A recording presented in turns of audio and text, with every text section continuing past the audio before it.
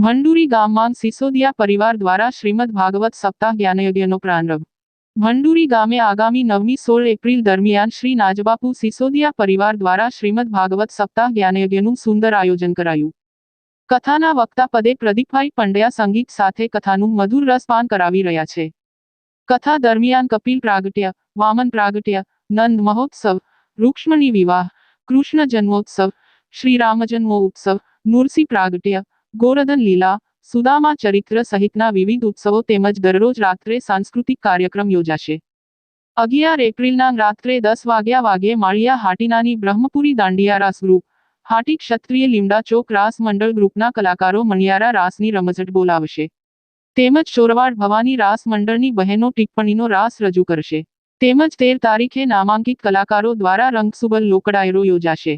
આ પ્રસંગે મોટી સંખ્યામાં ધર્મપ્રેમી જનતાને કથા શ્રવણ કરવા આમંત્રણ પાઠવ્યા। રિપોર્ટ પ્રતાપ સિસોદિયા।